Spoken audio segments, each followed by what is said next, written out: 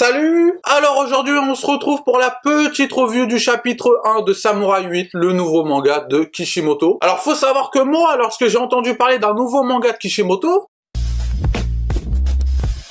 j'étais ultra hypé, parce que bon, je suis un grand fan de Naruto, même si je trouve la fin un peu ratée. D'ailleurs, j'ai fait une vidéo dessus. Je t'invite à aller la voir si t'as envie. Je ne t'oblige à rien, bien sûr, hein, mais va la voir immédiatement. Mais lorsque j'ai vu que Kishimoto était seulement au scénario et non au dessin, le choc émotionnel stimule les glandes lacrymales qui se mettent à produire davantage de liquide qu'en temps normal. Le débit n'étant pas suffisant, eh bien, le trop plein de larmes passe par-dessus bord. la hype est un peu redescendue, inévitablement. Il est vrai que j'ai été un peu déçu, mais bon, je pense qu'en réalité, dessiner Naruto pendant autant d'années, ça l'a un peu dégoûté du rythme de mangaka, je pense. Il doit avoir un peu mal au poignet, et voilà, à son âge, il doit faire un peu attention à sa santé, peut-être, je sais pas. Je suggère, j'ai envie de te dire, j'interprète, je m'imagine. Bref, mais voilà, j'étais quand même curieux de savoir ce que valait ce chapitre 1 de Samurai 8 d'environ 74 pages. Alors, durant les premières pages, j'étais un peu dubitatif. En vrai, je trouvais ça un peu confus. Voilà, j'accrochais pas au délire. Je le comprenais pas trop non plus. Mais au fil des pages, j'ai trouvé ça de mieux en mieux. J'ai commencé à trouver ça intéressant à partir du moment où t'as eu le samouraï qui est venu pour tuer le héros, là. Quelques moments d'émotion sympa dans le pur style Kishimoto. Le petit garçon faible, soucieux de prouver sa valeur. Voilà quoi, hein. Naruto, c'est toi? Non, en vrai, je suis méchant, c'est pas un copier-coller de Naruto, hein, puisqu'ici,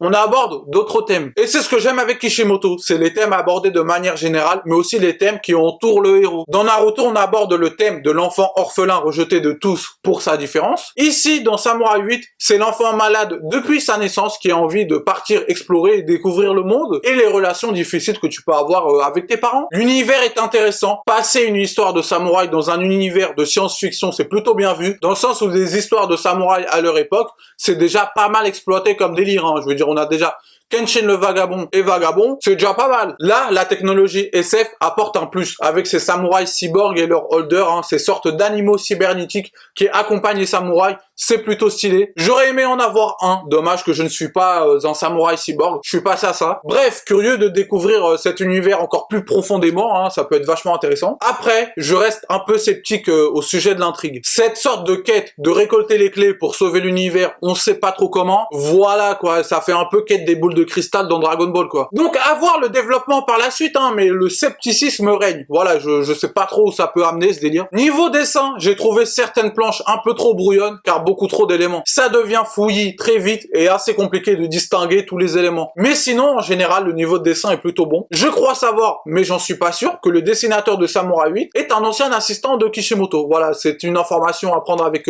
des pincettes. Et en vrai, ça m'étonnerait pas, car ça se voit un peu, tant au niveau du style, de l'ancrage, ou du fait qu'il n'y ait très peu, voire pas du tout, d'utilisation de trame. Tu sens clairement l'influence Kishimoto. Donc voilà, en bref, c'était plutôt pas mal. Après, je reste sceptique sur certains points. Bon, pour l'instant, on n'est pas sur le manga du siècle, hein, on va pas se mentir, mais à voir le développement dans les prochains chapitres. Je crois que Kana fait une sorte de simultrade. Chaque semaine sur leur site, ils publient un chapitre gratuitement, en tout cas les premiers chapitres, après je sais pas. Hein. Voilà, donc c'est plutôt intéressant, hein. Je mettrai le lien en description si j'ai pas la flemme. Hein. Donc je vous invite à aller le lire, vous faire votre propre avis, et me le donner en commentaire si vous le voulez bien sûr. Hein. Je n'oblige à rien, bien sûr. Hein. Fais-le, dépêche-toi. Après, bien sûr, toute cette vidéo n'était que mon avis sur le chapitre 1 de 74 pages. Pour avoir un avis plus global, il va falloir au moins attendre la sortie du tome 1, dont je parlerai sûrement dans un futur achat manga, bien sûr. Donc, à voir. Voilà, c'était la fin de cette vidéo. Si t'as aimé, n'hésite pas à liker, à t'abonner, à commenter. Et puis voilà, bonne journée, bonne soirée, bonne vie. Adios.